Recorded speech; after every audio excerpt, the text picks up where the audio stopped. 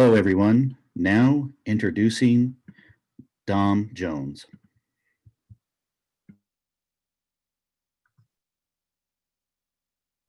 Good morning. My name is Dom Jones. Thank you so much for having me. I'm honored to be here to listen into this important information with you. And I just want to share some music with you. This first song that you're going to hear is my latest single called Saying Nothing. And I think you'll get the message from it. But if you're in this room, I know you're someone who's saying something. Thank you.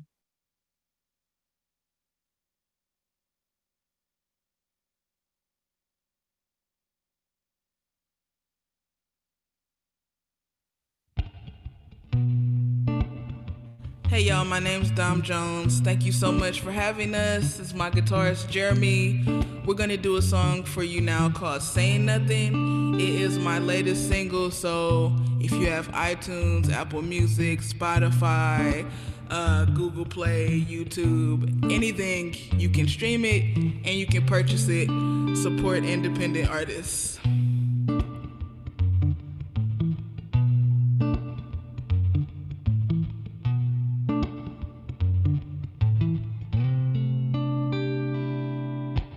Bombs drop on baby slow. We just worry about the latest TV show. And I'm guilty. American ignorance. No knowledge about how taxes spent. Blood on our hands and in our eyes from clues empty. After police but support the troops. Cognitive dissonance our excuse. If we don't learn, Babylon will burn. We're dying but ain't nobody saying nothing. They're lying but ain't nobody saying nothing. Protested but ain't nobody saying nothing. Got arrested, ain't nobody saying nothing. At war, and ain't nobody saying nothing. Working poor, but ain't nobody saying nothing. Yeah, you're talking, but ain't nobody saying nothing. You're talking, but ain't nobody saying nothing. Politicians doing dirt. We re-elect them, then act turd. And I'm filthy. The legislation that they pass is recycling a wretched past. Repeat history. Stop the violence but protect unused.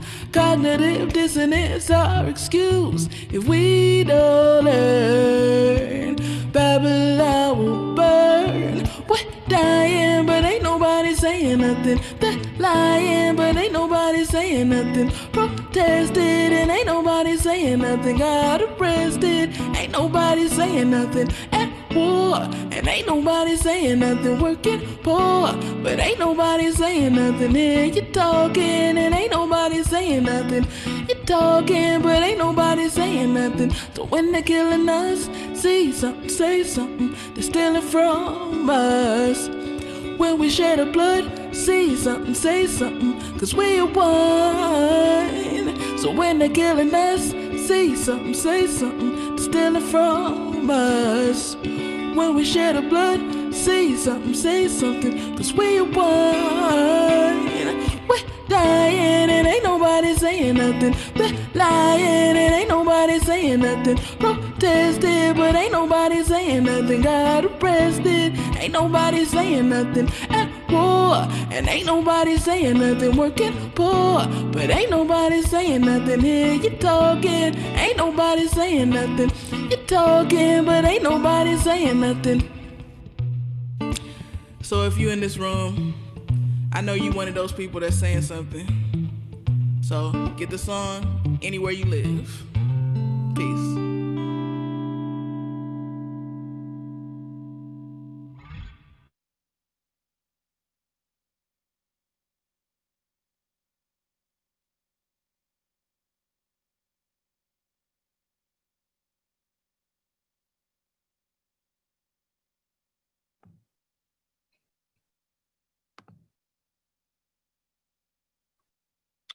Wow. Thank you, Dom. That was beautiful and a great call. to action for a group of folks who are activated. And really, really poignant. Appreciate it. It's like part Sade, part Anita Hill, part Justice. Beautiful, beautiful presentation. Thank you for your song. I'm Steve Patrick, Vice President of the Aspen Institute, Executive Director of the Forum for Community Solutions.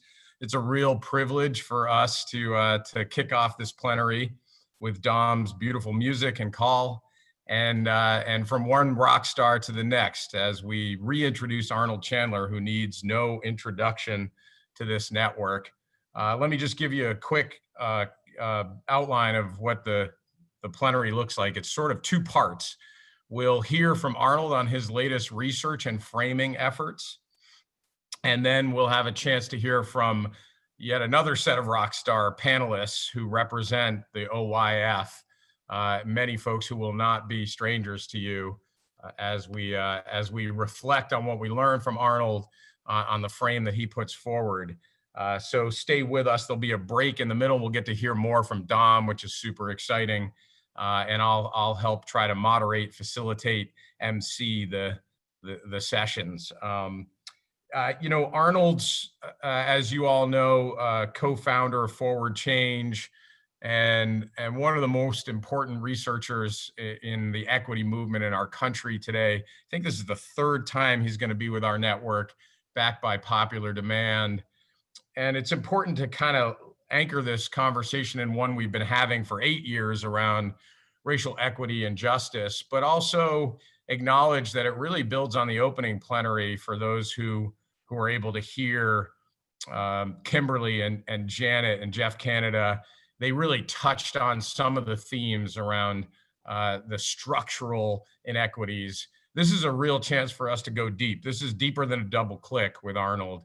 And it's going to be a powerful opportunity. I think it's going to be hard to hear some of this, and I think we'll have a chance to process it together and with our colleagues in the reflection panel.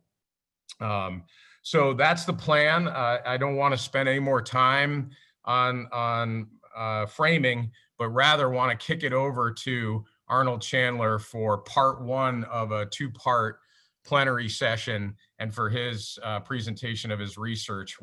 We're proud to be co-investors in this from the Forum for Community Solutions. It builds on some great work with with the Center for Native American Youth at Aspen, and take it away, Arnold. Thank you. Thank you, Steve. Am I okay? I think I'm live with everybody. You are. All right. Hello, everybody. I'm as always, happy to be back with the Aspen OYF crew. The only difference this time is Tia's not with me, but I'm excited to be here, and I'm excited to be talking about what I'm going to be talking about today, particularly in this extraordinary moment that we are experiencing, these extraordinary times. And I'm bringing back and developing on something that I've presented on in the past, at least in a breakout session. And that's talking about the intersection of the experiences of African Americans and Native Americans, particularly now and over the past few decades, that have defined in many ways what the systematic nature of marginalization and exclusion looks like in America. And I am presently working on a project that builds out on those themes. And so this presentation is drawing on some of the insights and the ideas and the framing that are emerging from that project now. And so this presentation is entitled BIPOC, Black, Indigenous, People of Color, and Structural Racism in the U.S. And I focus the end part of the presentation in speaking to building resilience for African American and American Indian youth. And I'll explain more what that means once I get there. But this project is an 18-month project that started as a collaboration between Forward Change and the Center for Native American Youth. It's now switched over to Native Americans in Philanthropy. And our resource partners include Casey Family Programs, the California Endowment, and as Steve mentioned, the generous support of the Forum for Community Solutions. And this project is really focused on using the experiences of African Americans and Native Americans in the 20th century to define and explain the contours and structures of structural racism in America today. We are zeroing in on the 20th century because it is a century rich with policy decisions and other phenomena that have shaped the current patterns that we see today. So even though we know there are hundreds of years in the story and explaining the overlapping experiences of African Americans and Native Americans, this project is really focusing on surfacing what has happened in the past 100 years. In fact, what has happened when many of people's lives today's grandparents were alive in their youth or in their young adulthood. And so it's connecting a story that's not in the distant past, but is actually very much in the present. In terms of what I'm going to present today, the overview is I am framing a bit, as Steve mentioned, what I mean and what I think we should expand our definition of as it relates to equity. And I'm arguing that there are two sides to the equity coin that perhaps don't deserve equal emphasis, but deserve both important emphases. And the first is what I call the truly disadvantaged. And that's an area we focused on. And that was very much the subject of my first Life Course Framework presentation, the first half of that presentation. And I'll revisit that with you a little bit today. But the second part that I think is neglected, and is something we need to talk more coherently about, especially as we think about racial equity from an intergenerational standpoint, is the fate of what I call thwarted scribers. And I'll explain what that means once we get there, but this is an important aspect of equity that needs to be lifted up more in our conversations, especially if we think about equity and justice as closing the distance between African American, Native Americans, and others on an intergenerational basis and not just within a single generation. I'm going to explain why I call strivers thwarted. And I'm going to present evidence that paints a sobering picture of that reality, that puts in perspective what equity from an intergenerational standpoint should entail. And then I'm going to talk about place. And this is drawing a bit from the African American, Native American Structural Racism Project. And I'm just explaining, I'm going to dig into the importance of place.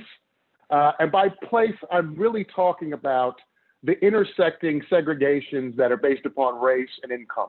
That really define the opportunity landscape in America. I'm going to talk about place because place is the central linchpin of structural racism. Structural racism pervades a whole array of institutional areas, and decision makers that influence our lives can bring that bias to bear through how their institutions operate. But place is the container, it's the linchpin of many of those other institutional actors. And I'm going to articulate that, and I'm going to introduce you to that. That is kind of a central theme that's evolving out of the work of the project. And then the last piece is where I want to switch gears from the macro structural stuff, acknowledging that its gravity and magnitude is hard to shift in the near term, and that we have to focus on building resilience for young people, both the truly disadvantaged and the thwarted strivers, to the realities they face today. Changing structural racism, particularly changing its place-based manifestations, is a generational fight. It may not happen in my lifetime, and that's just the honest reckoning with that truth. We've had 120 years of attempting to confront this, and we've never generated the public will to address these intersecting segregations. And so I don't want to present a presentation that argues that there are some quick fixes and policy shifts that are going to address that. But what I do want to do at the end of this presentation is bring it down to reality for us to think about how we build the resiliency of young people to conditions that aren't going to change overnight. And that's really where I land with the final piece of this presentation. The two sides of the equity coin, the first segment of this presentation, deals with a very sobering conclusion from Raj Chetty's pretty remarkable analysis of intergenerational mobility across the country. He finds that the incomes of Hispanic and Asian Americans are approaching those of white Americans over generations. Those of Black Americans and American Indians are not. In other words, generation after generation, the gap is not closing. And I often refer to this, so do economists often refer to this as a steady state phenomenon, meaning there's an equilibrium gap between African Americans and American Indians and other populations, particularly whites as the reference group, that is not changing after generations and generations and generations have transpired in this country.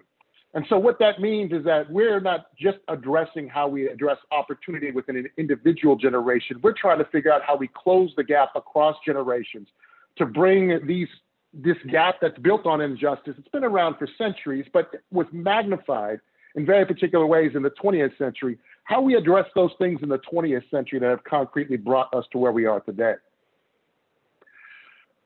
To explain why this steady state of gap exists for African Americans and American Indians, let's look at a couple patterns that shows up in the data that Raj Chetty analyzed. And just so you know, he analyzed data on all U.S. children born 1978 to 1983, which is 20 million kids.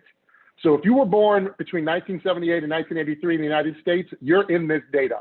It covers 94% of that child cohort, and it follows them for the next 35 to almost nearly 40 years. And what they find is that African Americans and Native Americans experience relatively low upward mobility from the middle class, or staying in the middle class. And if you want to know what middle class means, it's about $44,000 to $69,000 per year, measured in 2015 dollars. But this is for the parents of this current generation. So we're going back to 1978 to 1983, and we're inflating those dollars to what they'd be worth today. So we're talking about kids growing up in families that made about $44,000 to $69,000 in 1978 to 1983, and ultimately how those kids fared 30 or nearly 40 years later. And we see that 68% of whites either stayed in the middle class or rose, as did 68% of Asians, 59% of Hispanic Latinos, but only 47% of Native Americans, American Indians, and 44% of African Americans. So upward mobility is constrained. But also there's high downward mobility. And downward mobility from the middle class, we're looking at that same cohort again, but this time we're looking at those who fell from the middle class rather than those who stayed in the middle class or rose. And we see 56% of African Americans fell out of the middle class, meaning their parents were in the middle class, but they subsequently were not when they reached their mid-30s. Among American Indians, 53% fell out of the middle class, 41% of Latinos, 32% of Asians, and 32% of whites. Now, it's not just falling out of the middle class that's a sobering fact, and this is part of what contributes to that steady state, meaning that never resolving gap. The people in the middle aren't moving up or staying there, but they're falling down. That means the gap is never closed. That means the distance is never actually caught up on. Now, what's sobering about this other chart is that it looks at downward mobility from rich families. It looks at rich families making $107,000 to $1.1 million in 2015 dollars for families in the 1970s. And so these were well-off families. These were very affluent families in the 1970s. And what you see is, we break this out by gender because the male numbers really stand out here, but we see 10% for males, about 12% for females were downward mobility from rich families.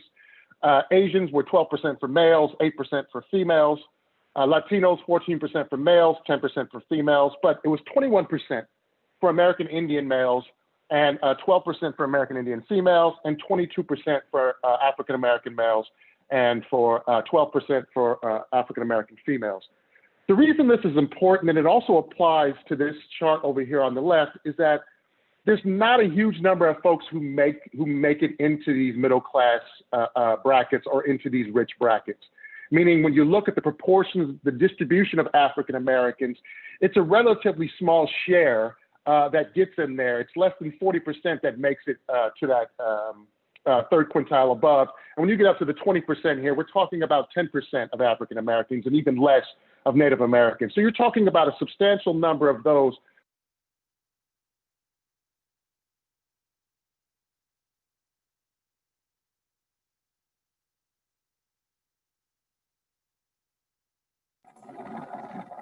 Now what we're going to look at is those who are trapped at the bottom, those who actually don't escape it. And unfortunately, there's a lot of African Americans and Native Americans who are at that bottom level. And so being trapped there is a big part of contributing to why the gap is not closed.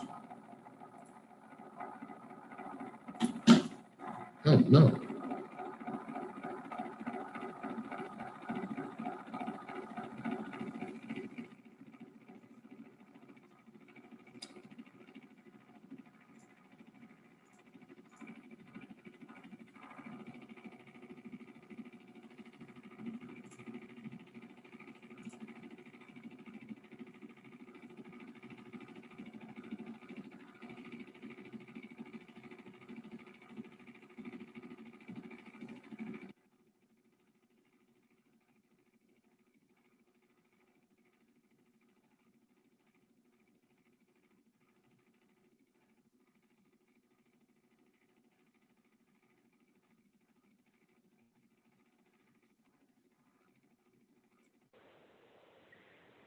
Sorry about that, folks. I hope you can hear me. My phone line went dead. Okay, so I'm back. So I'm not sure where I lost you, but what I'm talking about now is folks who are trapped at the bottom. And as I mentioned before, I'm not sure when the audio cut away, but there's a disproportionate share of African Americans and American Indians who are at the bottom of the income hierarchy. And so being trapped there is also a big part of the story of why these intergenerational gaps persist. We can see that high school graduation, there's a significant share that stay at the bottom, particularly among males. So amongst African American males, 31% remain at the bottom. 30% of Native American females remain at the bottom. 26% of Latino males, 24% of white males, and 11% of Asian males. Now, what's distinctive, though, about the African American experience is the size of the gender gap there. So you can see a disproportionate share of males are trapped at the bottom. There's a smaller gap that we can see there for Native Americans. But it's really when we come to looking at income that we see significant gender gaps, but also the experience of poor American Indian girls starts to stand out. We see here that poor American Indian girls who grow up in poor families, who stay poor as adults, aren't that much different from the boys, from the males, from the fate of the males. There's a sizable gap for African Americans, but both African American and Native American males, 50% stay stuck at the bottom. 50% never escape, meaning their parents were poor and they grow up and end up being poor in their mid to late 30s. So they're trapped in a poverty cycle over generations. Perhaps we only measure 2 here. It could be even longer.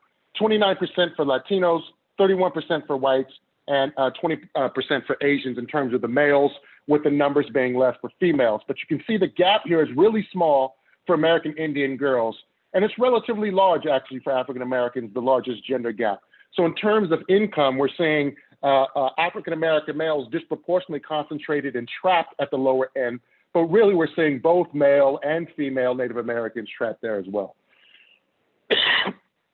So the summary of this first part is that we're experiencing low upward mobility for African Americans and American Indians, especially from the middle class. And that's an important, they have a lower likelihood of staying in the middle class, and they have a low probability of moving up from the middle class to the upper middle class, or maybe even to the rich category. So that's a contributor to this ongoing gap across generations. They also have high downward mobility from the middle class, boys in particular, especially boys from rich families. So this is also a dynamic that contributes to this pattern. But the reality is there's a substantial part of African Americans and Native Americans that are trapped at the bottom, particularly the boys, but also, as we saw, American Indian girls. So this has to change our conversation a little bit as we think about equity, because typically in the past, when I talked about equity, and we've talked about equity as a conversation, we've talked about those at the bottom and trying to help those at the bottom rise. But in this context of structural racism and how it operates across generations, equity in this context is also about pulling up the most disadvantaged that we've historically focused on, but also removing the forces that push down those who rise to the top. Meaning many African Americans actually make it to college graduation and then look beyond, but find themselves thwarted, as I'm going to describe. And this is really what speaks to the experiences of what I refer to as the thwarted scribers. Now let's look at something you might recall seeing before. And this is the life course canvas where we looked at outcomes, life course outcomes. And we looked at the life course outcomes that are critical to getting to middle class by middle age. And I'm going to remind you of what some of those are. But what I'm going to illustrate is the outcome pathway of what I refer to as the strivers who become thwarted, and the outcome pathways of what I refer to as the truly disadvantaged, which has been the subject of our concern for a long time. The truly disadvantaged, as you all may recall from my prior work, starts with the risk of low attendance in high school, even middle school, gets involved in juvenile delinquency, maybe become arrested, eventually detained, perhaps, which has an acute negative effect on their later outcomes. Both chronic absence and juvenile delinquency and arrest and detention contribute to the risk of dropping out of high school. Both high school and juvenile delinquency, dropping out of high school and juvenile delinquency contribute to the likelihood they go to prison in their lifetime. And as you recall from my prior presentation, going to prison pretty much is a stark ending to opportunity, especially for African American, Latino, and Native Americans in this country. Once you have that felony conviction, you get locked out of a fair amount of opportunity in our society. But once you have that felony conviction, it's an important contributor to the risk of being disconnected from school and work, becoming an opportunity youth. It also, criminal offending and dropping out of high school promotes greater risk for violence victimization, untreated substance abuse, or behavioral health problems. All three of those variables, those latter variables, contribute to your risk of long-term unemployment, being marginally connected to the labor market or out of the labor market altogether. They also contribute to housing instability or homeless, which has a reinforcing relationship with long-term unemployment. And both substance abuse and long-term unemployment contribute to the probability that you spend your entire lifetime being amongst the working poor, if working at all. This is the pathway of the truly disadvantaged. This is how young people end up in a place where they are disconnected from the economy. And it starts early. It's shaped by a variety of factors around their lives, some of which we'll talk about today. But it's a pathway that is well-worn and is well-established. It's a pathway that I call the pathway of the truly disadvantaged. And this is rightly an area of concern for ours. But unfortunately, it can't be the only area, because we also have the pathway of those who actually are on track, who actually achieve what America is telling us we're supposed to achieve, which is to graduate from high school, go to college, graduate from college, become full-time employed. And then it's these other factors that start to fall apart. After we become full-time employed, earning 200% federal poverty level or developing a positive net worth, these become the very important struggles and hurdles for those who actually strive to achieve. The thwarted strivers who graduate from college, but stable full-time employment for some can be elusive. Earning at a middle-class level becomes for many out of reach, and positive net worth becomes simply impossible. And so this thwarted strivers on the ends of those who actually achieve what our society says they're supposed to attain, the fact that they can't convert that into the means to not only enhance their standard of living, but pass those benefits to their children, is an essential part of the structural racism story that produces these intergenerational gaps that Raj Chetty's analysis showed us. So let's look more in detail at how the strivers are thwarted, how those who actually complete college end up not being able to convert that into income and wealth that are necessary to pass on opportunity to their children. Let's look at this illustration. And I have what are called the thwarted strivers who face a glass ceiling. They're climbing the status attainment ladder the way we've been told, but they're running into a glass ceiling where they get stuck and they can't convert. The truly disadvantaged, though, they face a sticky floor, as we just saw. They can't even get up the ladder. They're stuck down, stuck to a floor, just like their parents were stuck to that floor. And both of these stories are the mutually overlapping stories that define structural racism today. For the truly disadvantaged stuck to the floor, they have a high risk of dropping out of school, as we just saw, a high likelihood of going to prison and acquiring a felony conviction. They will spend most of their lives marginally employed and poor, but critically, they will transfer those disadvantages to their children. So what this is about is the intergenerational transmission of disadvantage is really what flows from the experience of the truly disadvantaged. But for the thwarted strivers, they graduate from college but face difficulty turning a college degree into high income or wealth. They have fewer health benefits and increased health costs of being upwardly mobile, meaning when they move from being poor, even middle class, to a higher income level, it costs them in their health, or they don't get the same health benefits of making those moves that whites do. And lastly, the crucial part is that when they achieve these attainments, they cannot transfer the benefits to their children. So on the right, we have the transmission of disadvantage.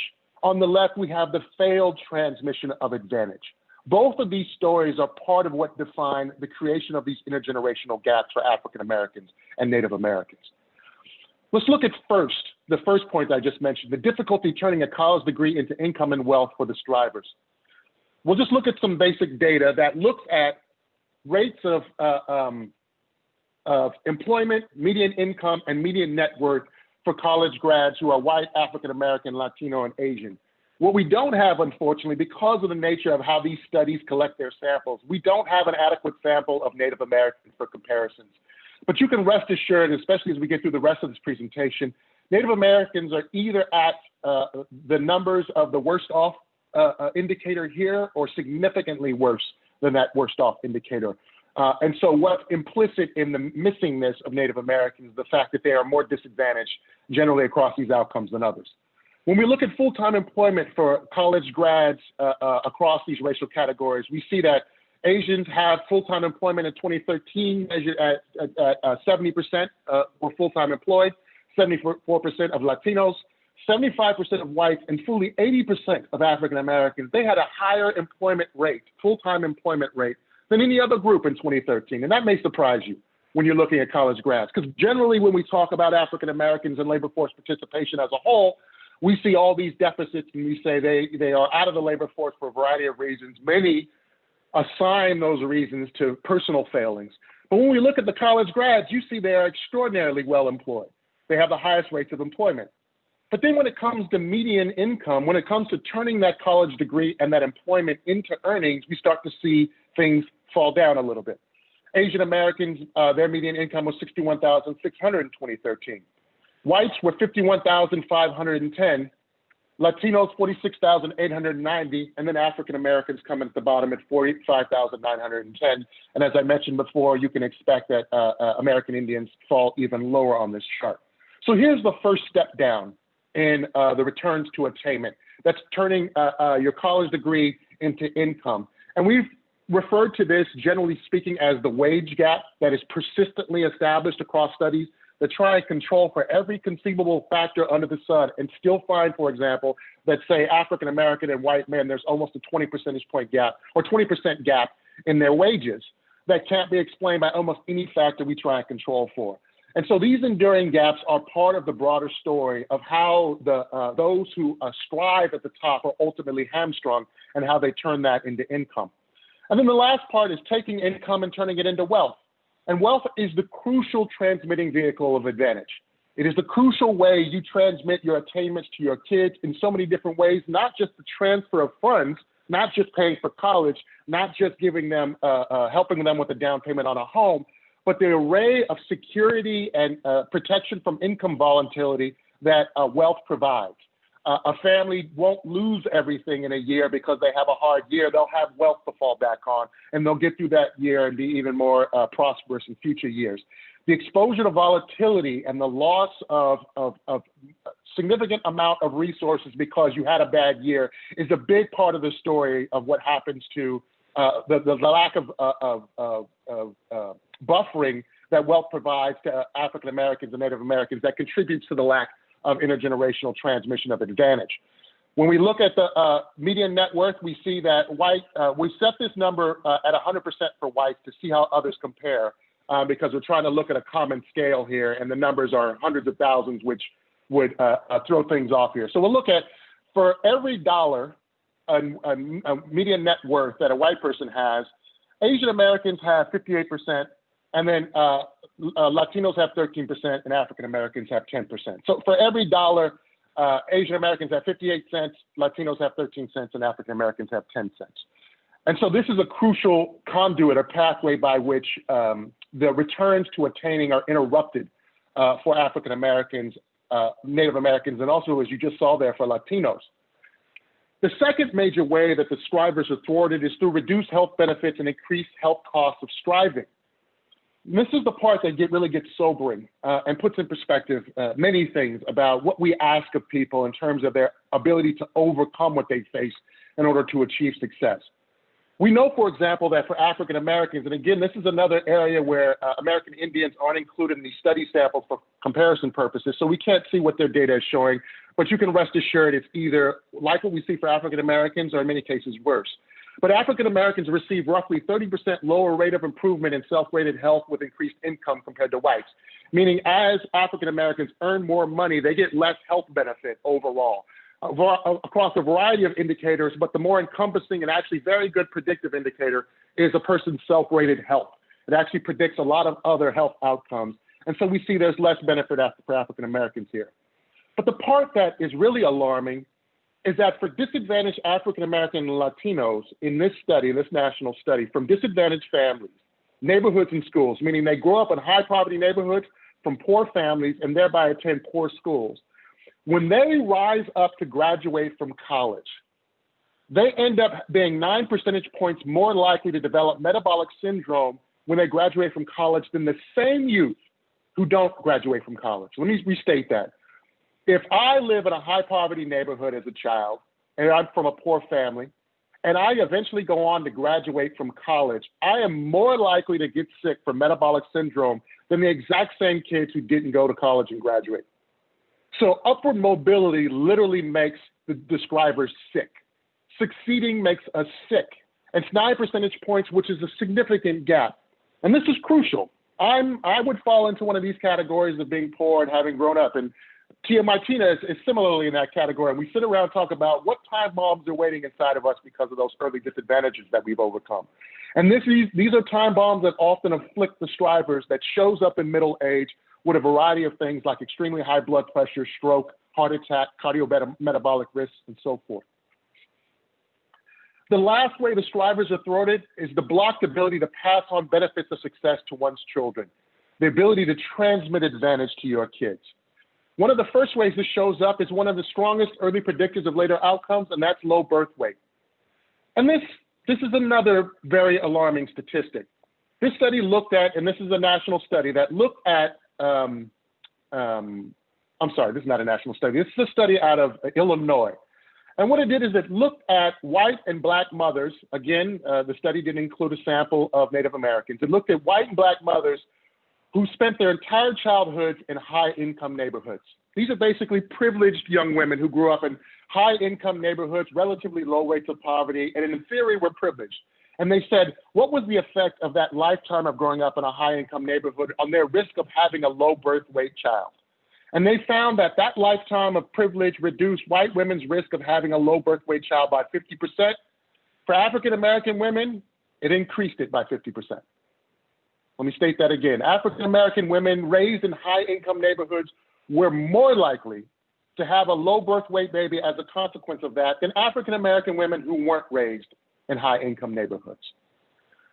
In terms of passing benefits on to your young child, we see in terms of math scores that middle income or higher kids, meaning middle class kids are higher across race, how many have above average test scores? How does that income advantage show up in the outcomes of their kids? And we see disproportionately African Americans and Latinos have lower returns on this front, and we can rest assured that so do American Indians. 71% of whites who are middle income or higher have above average test scores, as do 71% of Asians. But 55% of Latinos and only 45% of African Americans. So the early test scores, with math being an important early predictor, does not transfer. But college degree is one of the places where this really stands out the most. And that's, if I get a college degree, if I have a high income, how able am I to make sure that my child will get a college degree and potentially have the chance of having a high income of one day? And this looks at, fortunately, this data includes American Indians, and we can compare them across the group. This is the percentage of children with college graduate parents who graduated from college themselves. And we see 69% of Asians who have college parents graduate from college, 63% of whites do, 45% of Latinos do, but just 42% of African Americans and only 29% of American Indians, an appallingly low transmission of educational advantage. So we see Latinos' numbers are relatively depressed here as well compared to this group.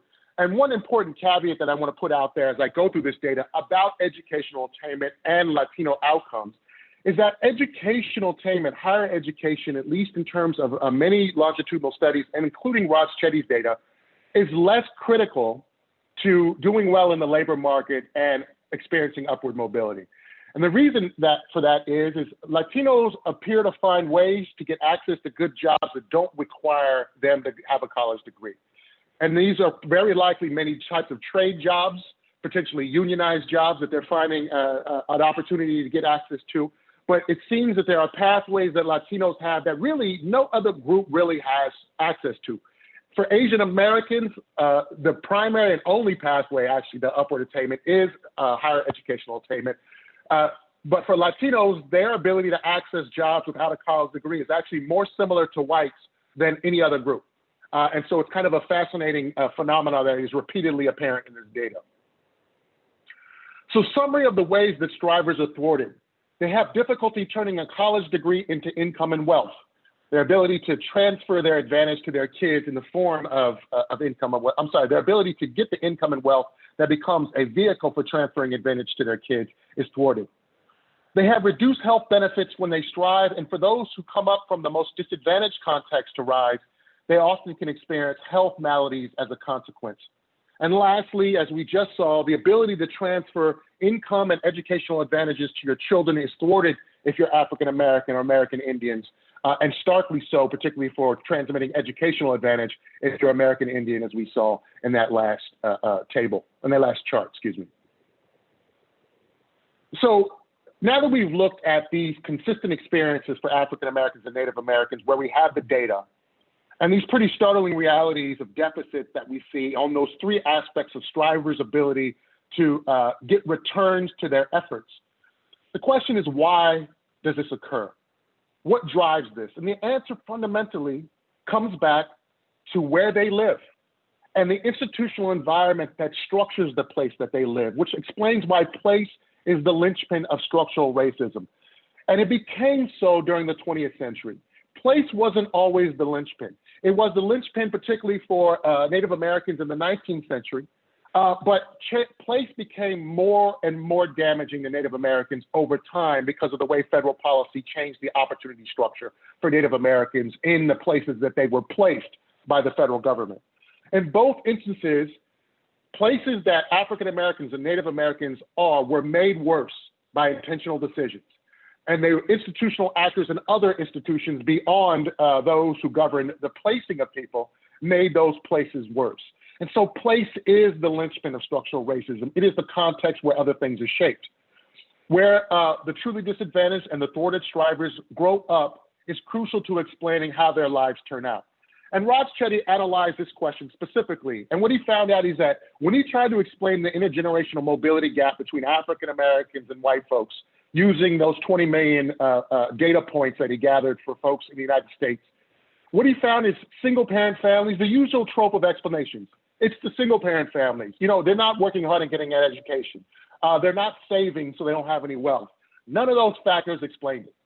None of those factors, meaning growing up in a family in terms of education, or whether or not your parents were married, or whether or not your parents had savings or wealth, that didn't explain this intergenerational gap that's showing up. What Raj Chetty found out is that it's where people live. It's the characteristics of where they live that's driving this intergenerational gap. And there's been no more deliberate decisions in America than structuring where we live to create disadvantages for us. And if you saw my last life course presentation, you saw me speak to these areas, neighborhoods of high poverty, of concentrated disadvantage, which changed opportunity structures fundamentally starting in the 1970s. Now, what's important is knowing that these types of neighborhoods are pretty much bad for everybody if you live there. But what's important is that African Americans live overwhelmingly in poor neighborhoods, in high poverty disadvantaged neighborhoods, even if they're strivers, And these neighborhoods were created through a set of policy decisions that institutionally created these ghettoized neighborhoods or these highly disadvantaged neighborhoods. But let's just look at the exposure of African Americans to these neighborhoods. 70% of Black children in their childhood will live in high poverty neighborhoods during their childhood, compared to 6% of white children. 70% of Black children, 6% of white children. The average Black child will spend 50% of their childhood in these high poverty neighborhoods. Latinos also will spend 40% of their childhood in these types of neighborhoods. Whites, 5%. 70% of Black children who grow up in these neighborhoods will live in these neighborhoods as adults. So let me just state that again. They are trapped, not just by their income level, not just by their educational attainment, but they are trapped at a neighborhood level. They will live in these high poverty neighborhoods again. But here's the very sobering statistic, and that is class doesn't protect them. Black children who live in families earning more than $100,000 a year live in more disadvantaged neighborhoods on average than white children from families earning $30,000 a year, less than $30,000 a year. So being rich doesn't give you a better neighborhood for African Americans than being a low-income white person. So I don't have the data in all these studies. Most of these studies are based on national longitudinal data, the panel study of income dynamics being the most prominent one. So I don't have Native American data here to show you the comparatives, but what I can do is show you what the census tells us. And this is census data from 2016 that shows us American Indian children are also mired in high poverty neighborhoods. In fact, they have the highest rates right now in the United States. 27% of Native American children live in high poverty neighborhoods, neighborhoods that are 30% poverty or higher. Only 26% of African Americans do. And you just saw what those numbers look like over a lifetime. 70% of Latinos, 5% of Asian Pacific Islanders, and 4% of non-Hispanic whites. So even though I can provide you all the comparative data for Native Americans, the fact is overwhelming that place is what structures the opportunity and shapes the outcome for both the truly disadvantaged and the strivers. What you can see here is the evidence, at least in census data, that tells us it's likely happening for American Indians the same way it's happening for African Americans. There are, of course, the specific details that are different, but the fact is, rural or urban, African Americans and Native Americans live in high poverty institutional contexts that undermine their well-being and future development. So place-based disadvantages being central to structural racism is the product of deliberate policy decisions. And this is the part where I'm going to dig into history a little bit. And I don't have, unfortunately, the time. This is in total a 50-minute presentation, and I can't take you through the litany of policy decisions and things that we're exploring in the structural racism project.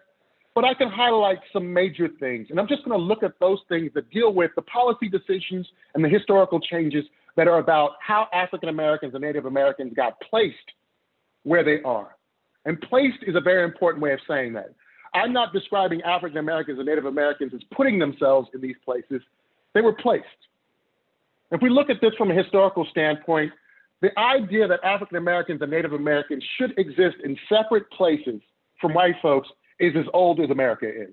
Segregation was built into the DNA of America, and there's a book called Bind Us Apart, How Enlightened Americans Invented Racial Segregation, that talks about all the folks who actually confronted the contradiction of America as being a nation of equality and liberty that also was destroying and subjugating Native Americans and enslaving African Americans. Plenty of these founding fathers, or so-called founding fathers, knew that that was a contradiction.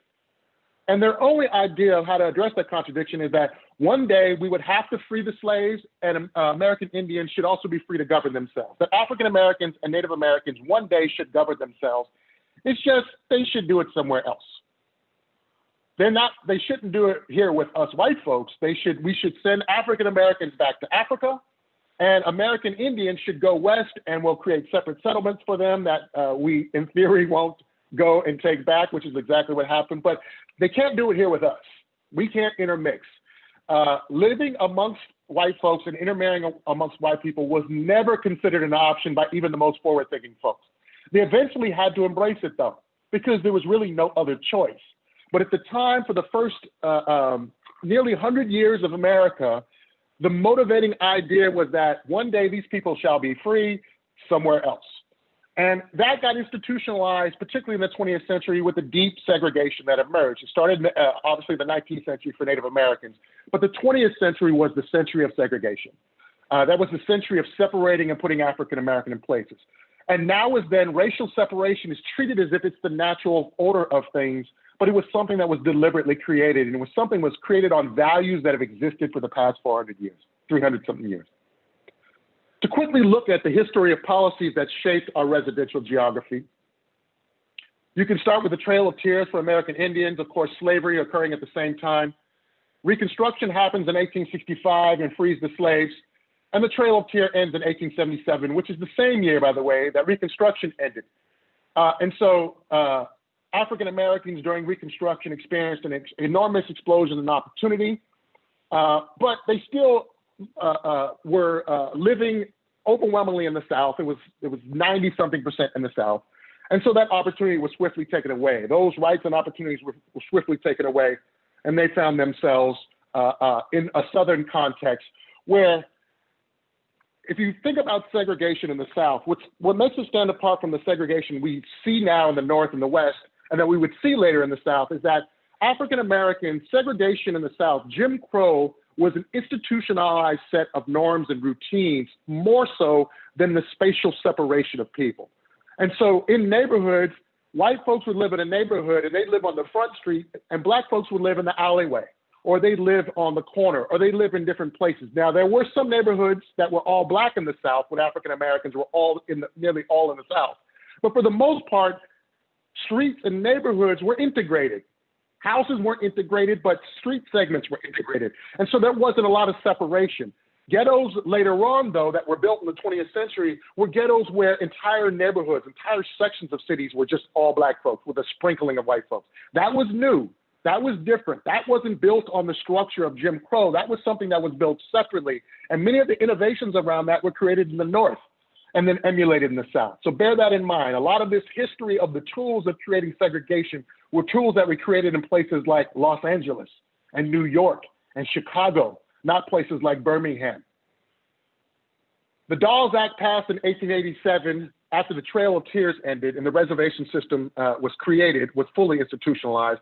The Dawes Act actually designated land on reservations to be broken up into plots and started the process of progressively winnowing away land that had been agreed to in the reservation system that was then sold essentially to white folks. And smaller and smaller parcels of land were maintained that are now increasingly what's called fractionated, creating a complicated reality of land management on reservations, but the separation of people into smaller and smaller geographies that complicated ownership, amongst other things.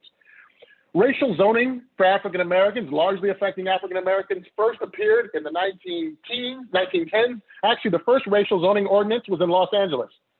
It was later adopted elsewhere, but racial zoning was outlawed. Apartheid zoning was outlawed in 1917 under the Buchanan decision.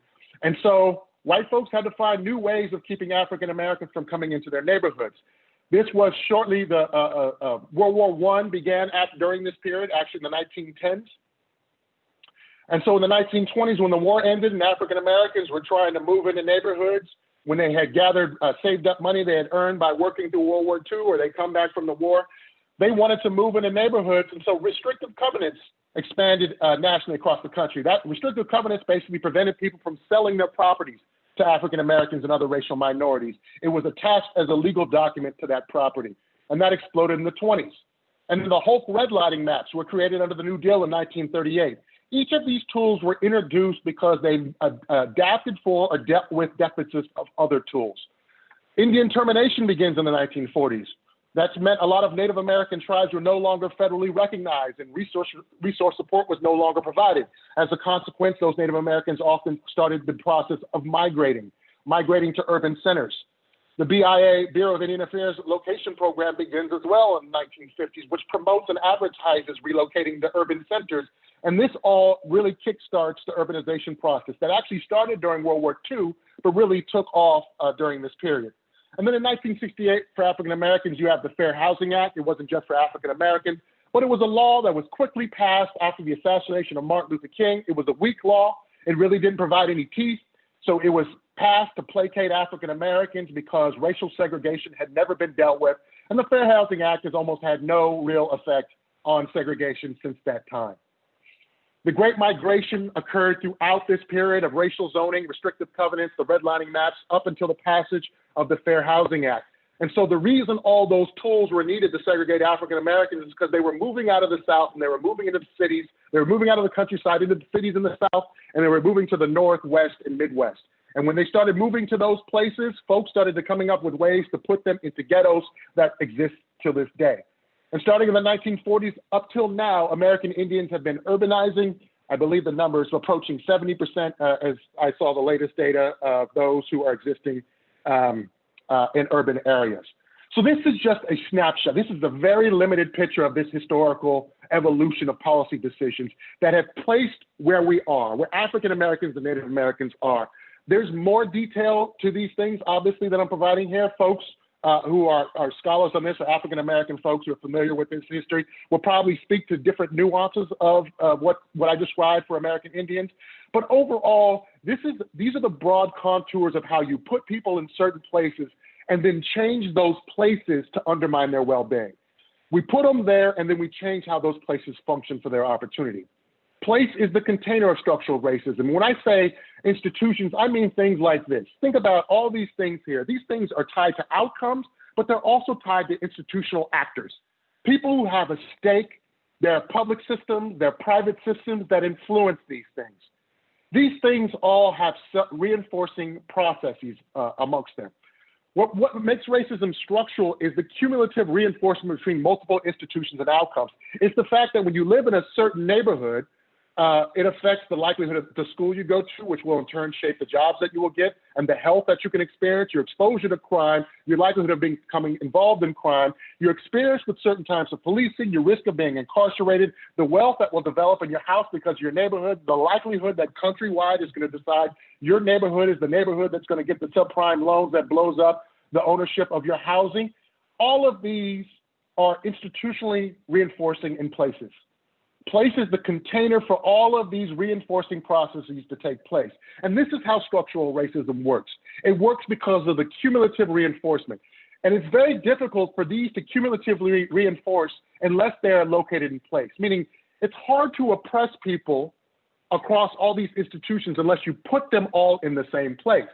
If African Americans were spread across the metropolitan area, say of the Bay Area, which we're not, it would be extraordinarily hard to implement all these other types of institutional oppression that have accumulated over time, or even just inertia. It's hard for these to actually reinforce each other. It becomes much less efficient when they're spread across the landscape. But if you put them all in one place, as happened over the 20th century, all of these institutional mechanisms were the catalyst for explicitly racist decision-making.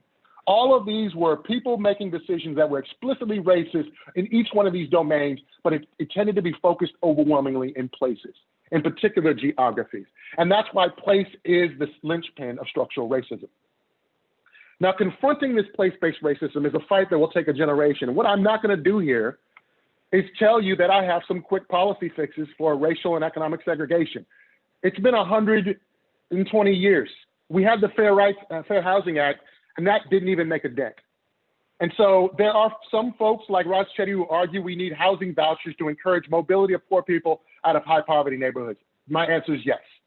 We need to reform land use and zoning policy so that we can allow affordable housing to be constructed in single family residentially zoned areas and thereby facilitate the reduction of racial and economic segregation. My answer is yes. But if you consider the amount of resources that were put into the production of segregation over the 20th century, the sheer amount of money from the federal government that was invested in creating this system, unless there is a significant investment of that scale to reverse it, almost all the policy recommendations I can tell you now aren't going to make a dent. Absent a public will to change, this is going to be a generational fight. I hope it happens in my lifetime. I can't be sure that it will. And so let me not go there. Where I do want to go, though, is how we build resilience to these conditions that are going to be with us, meaning all of us have actions that we can take now that don't rely essentially on the public will of people that we have no control over. We don't have, it's not about our public will, it's about other people's public will. And we don't have control over that. We can push, we can activate, we can organize, but it's going to be a fight, a long fight. In the meantime, we need to build the greater resilience of truly disadvantaged and thwarted strivers in the places they exist now. And that means we need to take slightly different approaches. And what I mean by that is we need to think about the centrality of meaning to resilience for both the truly disadvantaged and the thwarted strivers. When we think about supporting success, meaning upward mobility or becoming a striver, meaning actually is crucially important. And I want to quickly here and stop and take a poll from you guys and see if I can get you to answer a question. And we're going to do one of these polls because I don't think we have enough time to do both. In fact, let's skip the polls. Let's skip the polls because I don't think I have enough time. So let's skip the polls and let's go right into what the polls are going to tell us. I was going to give you two polls that look almost identical to each other. And one's a poll called the Grit Scale, and one's a poll called the John Henryism Scale. And they actually are almost identical scales. They almost say the same thing. And if you know what these scales are, the Grit Scale got very popular. Angela Duckworth wrote a best-selling book. A lot of teachers in their places say, if you just stick with it, if you're just motivated to stick with it, that's where success lies.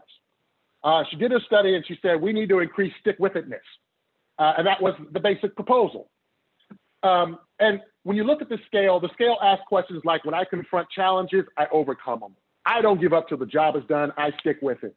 Those happen to be the very same ideas that underlie something called the John Henryism Scale, which is a scale, as we'll talk about in just a second, that shows that folks who believe that and strive in the face of substantial adversity actually can end up having serious health consequences because of that striving.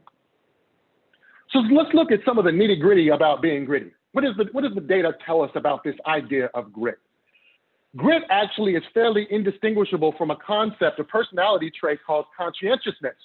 A study done in 2016 that was a meta-analysis said that there is not a clear distinction between what's called grit by Angela Duckworth and what's called conscientiousness by personality scholars for the past several decades. And that's important because conscientiousness is treated as a stable personality trait that's very hard to change.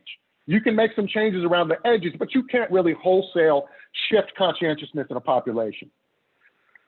Also, grit overlaps a lot with the idea of self-control, like keeping myself focused on a task and controlling my drifting and my losing attention. It's also a related idea to grit that some are arguing is really not that distinguishable from the concept of grit. Here's why this is important. Conscientiousness in adolescence increases the risk of metabolic syndrome among poor Black boys, but not among poor white ones. What this means is that poor Black boys who are high in conscientiousness or high in grit are more likely to develop metabolic syndrome when they grow up than poor Black boys who are not high in grit or high in conscientiousness. This is important because conscientiousness is treated rightly so as an important contributor to striving.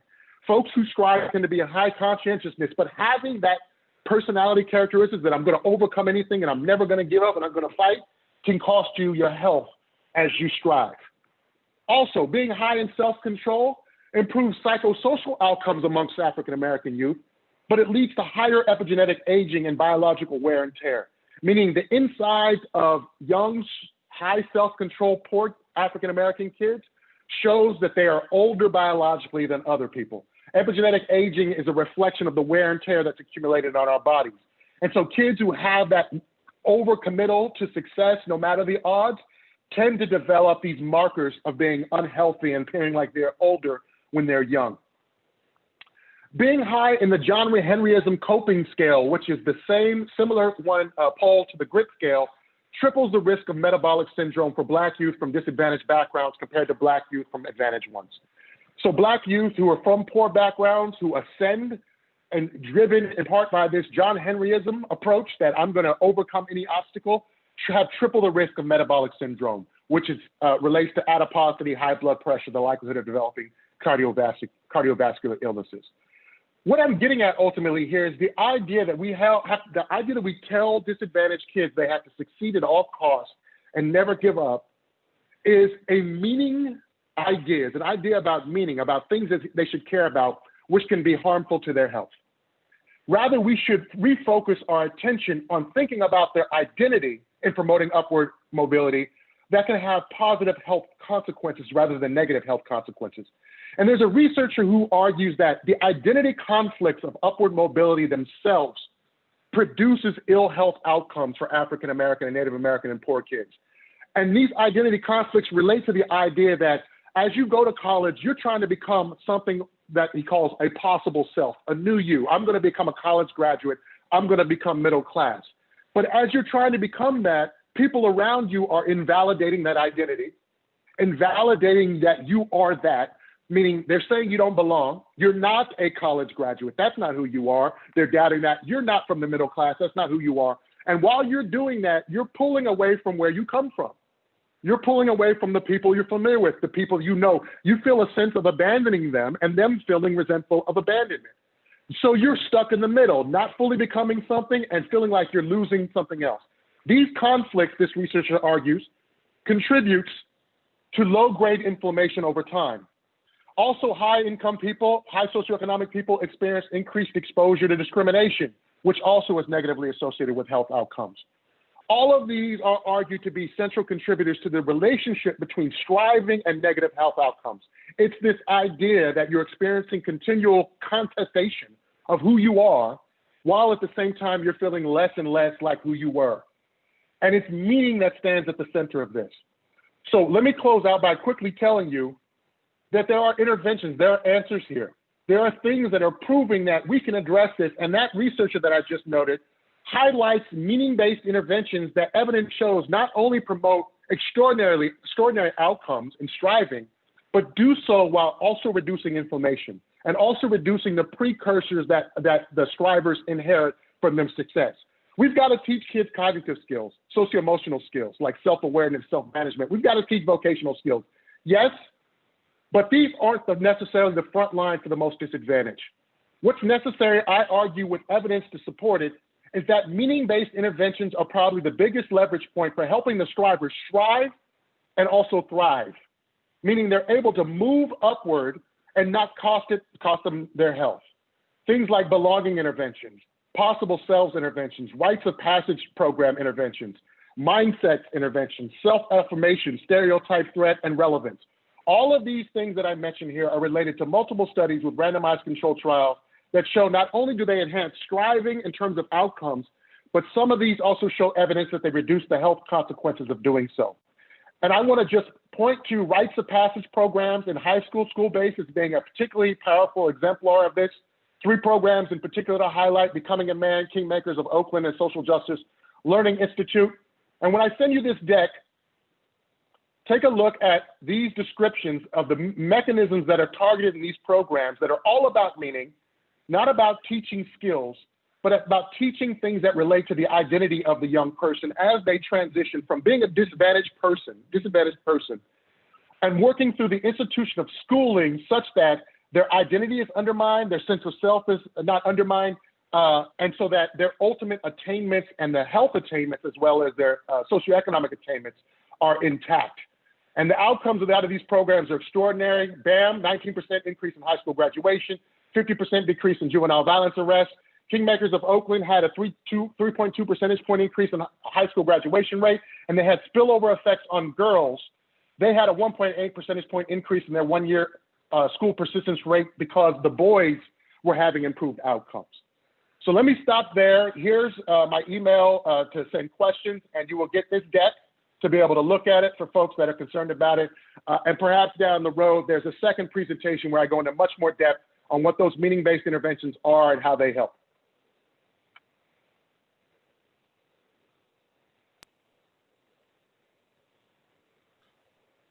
Wow. Okay. Thank you, Arnold. That was amazing. I think for many of us, probably somewhat disheartening. So I'm glad we got to the making meaning part of it and have a chance to follow up on that.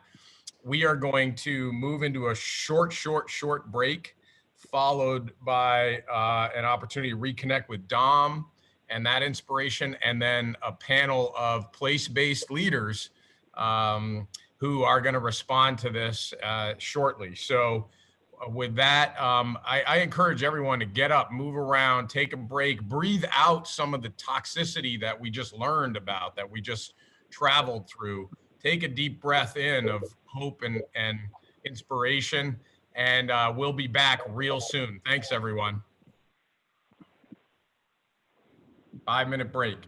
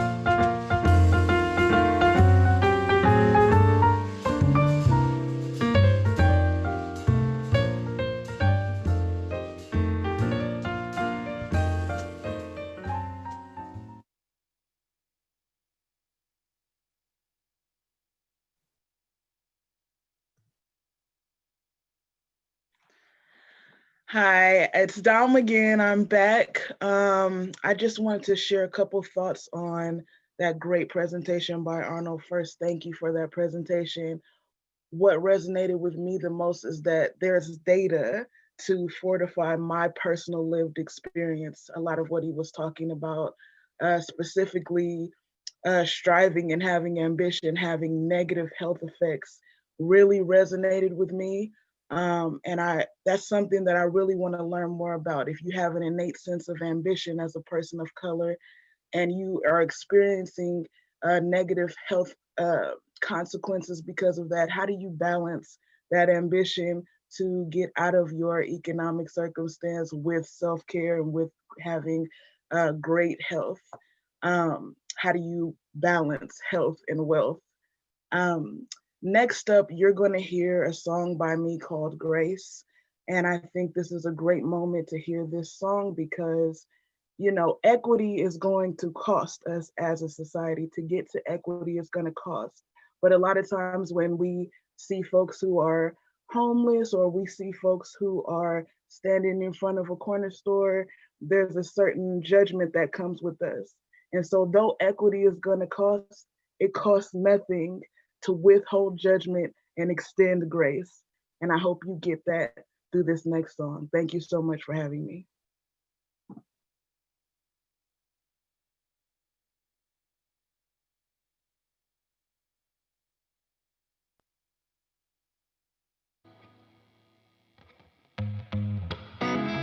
Hey y'all, I hope you had a great session. We just want to lift your spirits after the time you just had, so we're gonna do a song called Grace. I know we're not together, but you can snap if you want to, wherever you are in your homes. Enjoy it.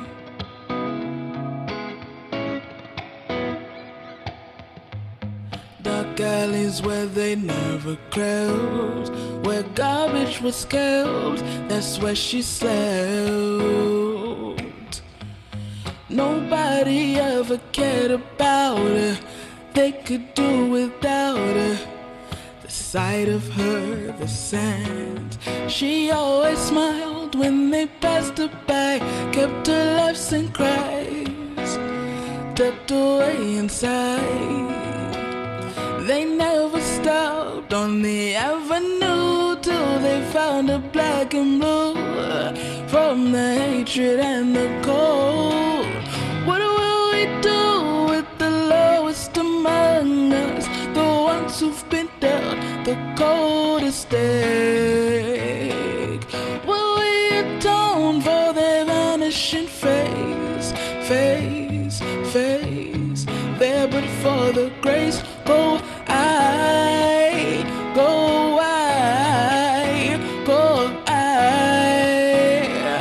There but for the grace go I, go I, go I. There but for the grace. They tried to bury seeds they'd never know. We turn into trees, or we would grow.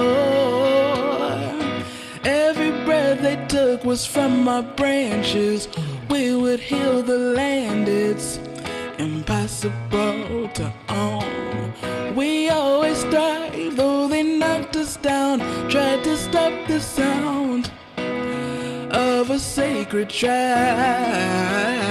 We will forgive, but never forget how you play Russian roulette with our stories, with our souls. What will we do with the lowest among us, the ones who've been dealt the coldest stake? Will we atone for their vanishing face, face, face? There but for the grace go I, go I, go I.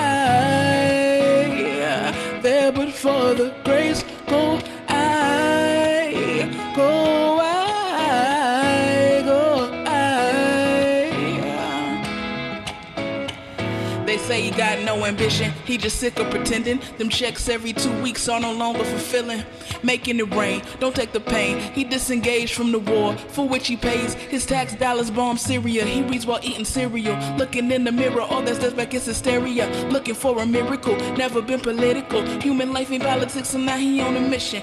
If he quit his job, how will he pay his mama rent? They're already gentrifying, he vying for every cent. Wanna be a global citizen, locally they're killing him. Consciousness don't liberate in the way he envisioned. How can he continue to contribute to the genocide? The systematic imprisonment of his mind. He's compromising 40 hours of his life and spending rich in men who don't care if he living or he dying. I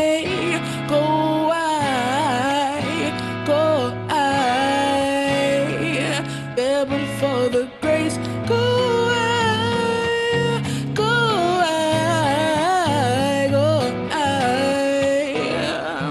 there but for the grace, go you I.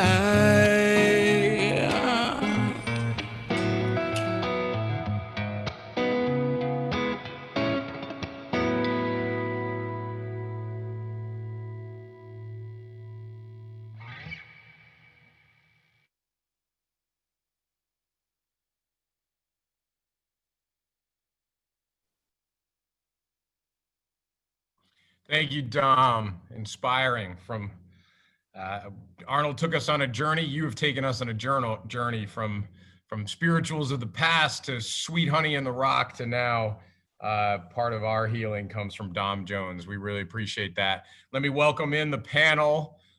Real time, Ruth Barajas, Director of Workforce and Education Programs at Bay Area Community Resources, no stranger to this network.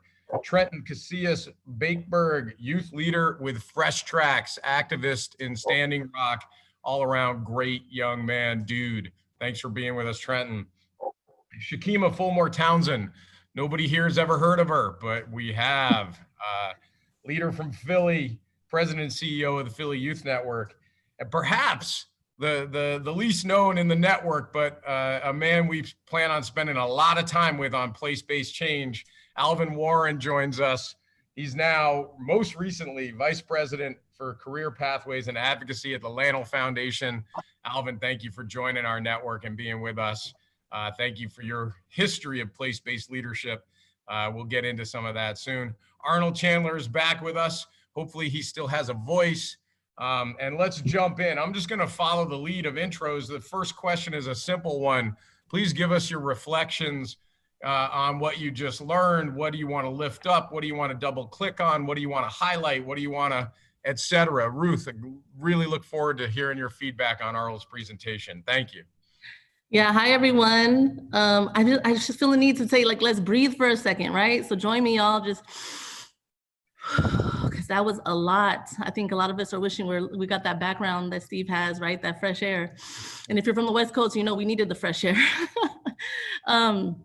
Ruth Barajas with Bay Area Community Resources. Super happy to be with you guys. We've been working with alongside young people, Opportunity Youth, for almost 25 years, since I was an Opportunity Youth myself. And one of the founding member organizations, one of several for the Roadmap to Peace Initiative, the first of its kind as far as Opportunity Youth collaboratives go in the city, and several others followed. Before I answer that question though, Steve, I want to say two things. So I'm actually glad you called on me first. First, I just want to send so much love, light, and good vibes and good health to everybody on this call. Not just physical health, because we're dealing with the pandemic of COVID, but also mental health, right? Because this work was already hard enough. And then we're facing that reckoning, that structural racism as an actual long-term pandemic, unfortunately. I think if you're somebody who identifies as a person of color in this work, you're dealing, similar to me, you're dealing with this tension that I've been thinking a lot about.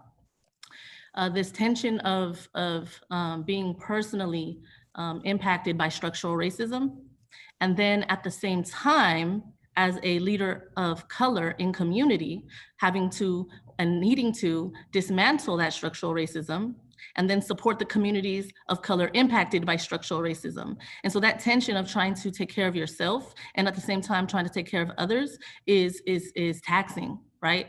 And so I just want to, one, that needs to be said and stated. And I think two, folks need to know that they're not alone, and that and that, you know, I wish that I was sending just so much love and that folks are taking care of themselves. The second thing that I want to say is, as a non-Black person of color, that Black lives unequivocally matter, and that Black leadership matters. And not as a statement, but as an actual, or opinion, but as an actual fact. Because, you know, we live in a time right now where we're often, as communities of color, pitted against each other, right, for resources. And, you know, who's been oppressed the longest, and for what, you know, and somebody said it yesterday on a plenary, is that there's so much that I'm paraphrasing here, but that solidarity is powerful. And absolutely, Black and Brown solidarity is powerful, it's necessary, it's beauty, it's strength, and it's progress. And so I'm trying to be, as a non-Black person of color, trying to be really intentional about what allyship looks like to me and how I show up in spaces in solidarity. And so again, just, you know, making sure that we are creating space and opportunities to really recognize the value of Black lives and the contribution Black folks make, and the voice and all of that. So again, I just needed to say that first and foremost. In terms of the question, I think any of us can go in like a million different ways, like Arnold just like took us to church, right?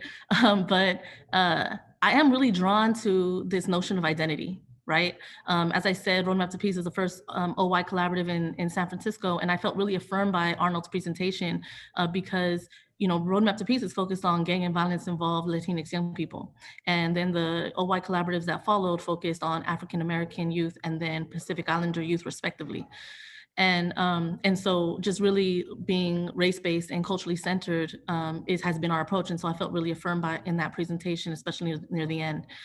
And when I think about identity, I think about, you know, and I'm a data nerd and I'm a research nerd, right? And I'm all about the scaling of the interventions, but I think sometimes, if I'm being honest, we get caught up in the evidence-based this and the evidence-based that, and we forget that there is some that there's some fundamentals here in this work for young people, and really for all people, which is that young people feel affirmed in who they are, right?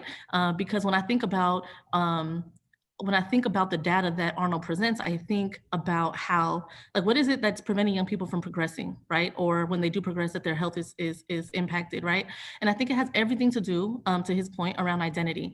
And when we think about identity, we think about that young people are often given messages about their worth, like, and so it's super important to recognize, like, Black is beautiful and immigration is beauty. Like, those are things that we need to be hearing on a regular basis, and that young people need to be hearing early on, because they're getting so many messages and so many microaggressions that they experience around their significance or lack thereof, right? They're seeing all these messages, they're getting all these messages from the media, and you know, they're seeing people who look like them being killed so openly and publicly, right? If we're being honest, and they're seeing people who look like them being kept in cages, right? And so if we can present a million opportunities and pathways, but if young people don't see, like, that there's a light at the end of the tunnel, why would they take advantage of that, right?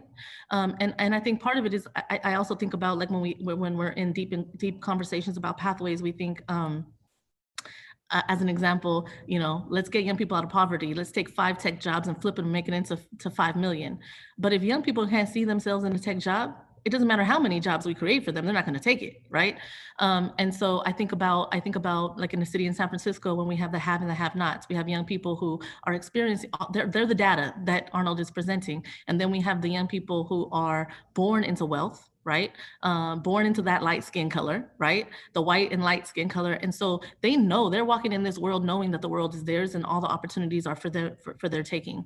And that's the messaging we need to give young people. That young people know that they are valued, that they are loved, that they are necessary, that they deserve to build wealth if that's what they want. They deserve to live where they want in terms of being place-based, right? That young people should also be walking around in this world, in their environments, recognizing that the world is equally, if not more, theirs for the taking. Fantastic. I see such a through line from identity to belonging, and what John Powell taught us a couple of gatherings ago with the OYF. Thank you, Ruth, for naming all of that. Really powerful. I want to give Trenton, it's great to have a young leader in this conversation. I'd love to hear his reflections. Does anyone have a sentence that they want to say in building on what Ruth just shared Arnold, anybody. If not, I would love to just pivot to Trent and ask him to introduce himself and his work and give us his reflections. All right, Trenton, would you give us some feedback on what you learned and saw from Arnold? Highlights. Can you hear me? Now we can. All right. Hamita Kiapi, Chante Awastena Pechu Zapilo, Trenton Casillas Bakeberg Machapilo, Mambli Paha Elwati. Good morning, everybody, or good afternoon, actually. My name is Trenton Casillas Bakeberg. I'm from Eagle Butte, South Dakota. It's an honor to be here, and I'm also very grateful for the presentation, from Arnold, and thank you, Ruth, for those words that you shared, especially in the beginning about taking a breath, because that was a lot of information to take in, and it's a very heavy topic, right? So yeah, I come from the Mini-Kojuni tribe, and yeah, the Cheyenne River Lakota tribe in South Dakota. So kind of part of my background is I co-founded the One Mind Youth Movement in 2015, also known as the Tawa Chinwajila in our native language, and that was in response to a youth suicide epidemic that's been happening on our reservation, and just like pretty much all the native communities in the nation have that same problem, and I do believe it has to with a face. So our group was heavily involved with the battle against the Dakota Access Pipeline and the legal standoff that happened in Standing Rock 2016. Just working in Cheyenne River, to address the needs of Indigenous youth and other high-risk populations on the reservation. So I appreciate the data, and everything, all the research that you put into the topic, because growing up on the reservation, like, all we know is poverty, right? It's where we come from, our place-based disadvantages, like you say, it's a part of us. And although we're a sovereign nation, right? The structural racism, it still persists in a way that, for example, the state of South Dakota is currently fighting our tribe over our tribal checkpoints, that we put up in response to the COVID-19 pandemic. We did that because we don't have much in terms of resources medically. Our local hospital only has 8 hospital beds, to monitor and track the spread of COVID-19 on the reservation. And I think that it's important that we stand together, because as an oppressed nation, we stand in solidarity with African Americans and everyone who's faced this systemic racism and oppression over, hundreds of years. Yeah, we don't have much, honestly, but we are rich in our culture and our language and our strong ancestry. Me personally, like being mixed, because I'm Native American, I'm Lakota, but I'm also white. My outlook on confronting structural racism is different, because in my blood is the oppressor and the oppressed, right? And as I'm sure it is for a lot of you and a lot of my relatives here on the reservation. So in that way, I try to play a role and I strive to act as a medium between these two worldviews, right? These paradigms of thinking and the modern Western way of thinking. It's a tough place, but I do believe it's possible to work together and to dismantle the structural racism that persists in society to today. But like Arnold said, it will most likely take at least a generation to see that new changed world, right?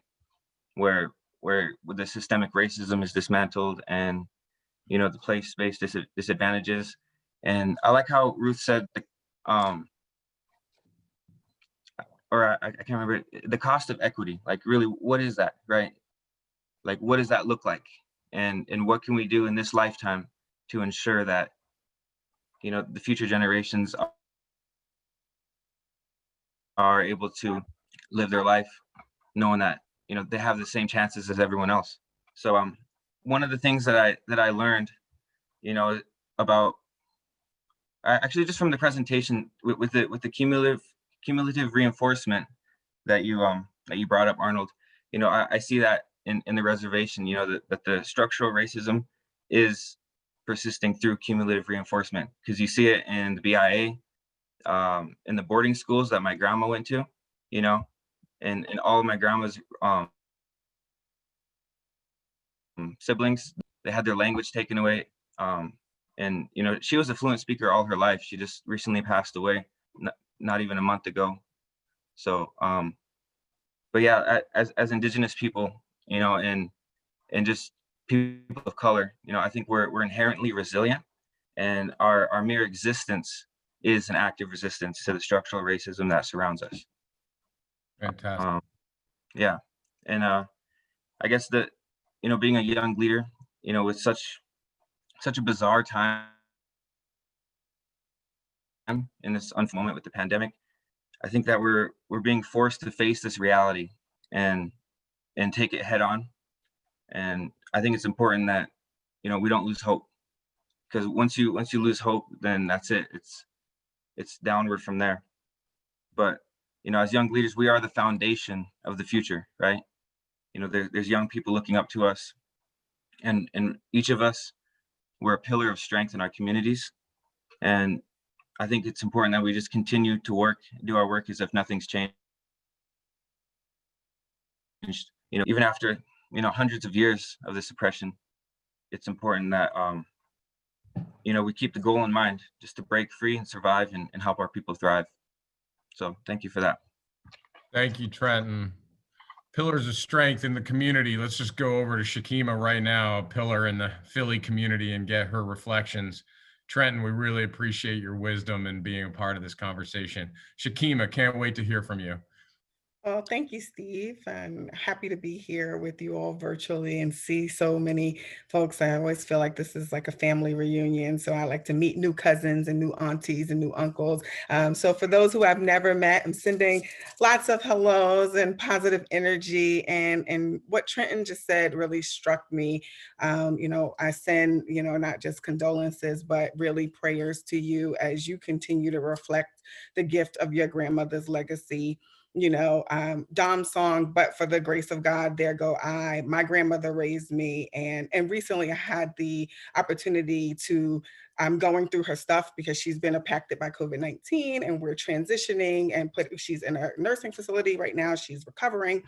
And one of the things I've been doing is going through her things. And I found recently the welfare card that she used to, get supplements to take care of me when she decided that she was going to raise me, because my mom was 15 when she had me. And at around 20, she was living her 20s life. And my grandmother thought a 5-year-old kid should have more stability, and extended her home to me. And I thank God every day for that choice. And I recently asked my mom, because I remember my mom moving out, and I was like, how long did we stay at this apartment, which was around the corner from my grandmother? And I remember hating it. And I said, to me, it only felt like 24 hours. And she said, it was only 24 hours. Like the next day, my grandmother had heard through the community that she took me to school late. And she was like, won't be a second day late, bring her back here.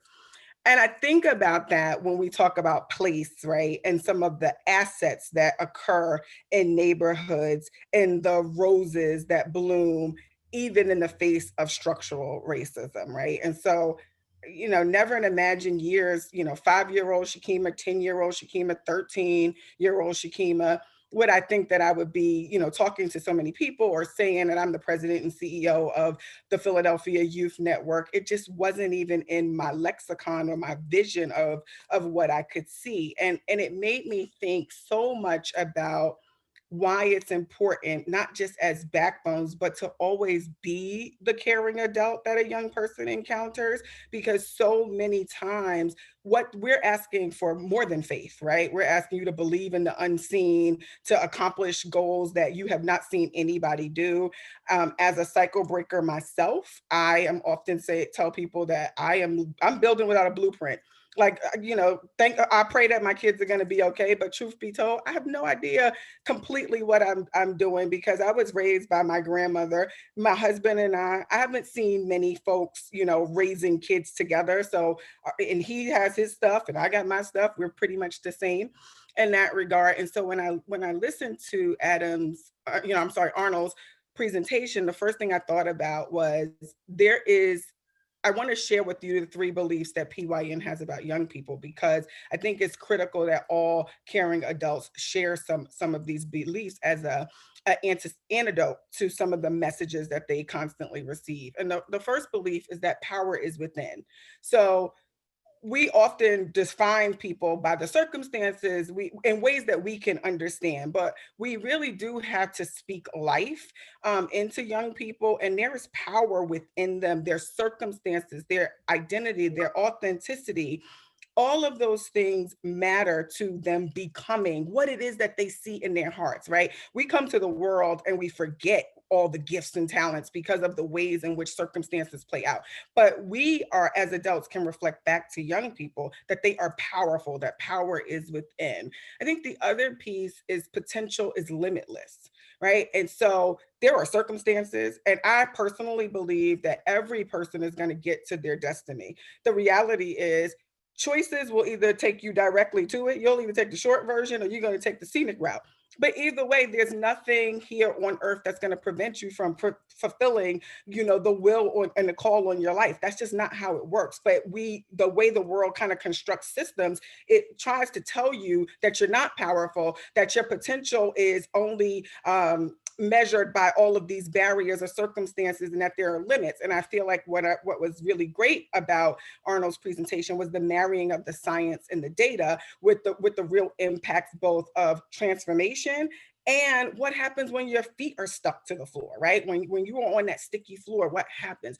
Those things are real, and we needed data, I think, for others to see it. We know it because we live it. We live it in this work. We live it from our own personal spaces. And the last belief really is that progress is inevitable. So when I look at every young person, I don't think about them only by the circumstances that they have. I think about them in terms of the future self that they want for themselves. Not the one that I think is the best one for them, but the one that they want for themselves. And I feel like as adults, it's our job to unlock the power, right? To nourish the potential, and to facilitate the progress in any way that we can. And sometimes it's small, like just sharing your own story or being a reflection of the grace that Dom sang about. Or it's big, like going and fighting structural racism by making opportunities available to young people, by ensuring that there's a summer jobs program, even when the rest of the world is saying, how in the world are you going to do that during COVID? It's like having enough courage, or some days, in my case, craziness, right? To believe that it's possible and that I'm going to keep trying until I get there. It may be imperfect, but the progress of it is inevitable. And I think that for me, it was a sobering presentation. It was an inspiring presentation.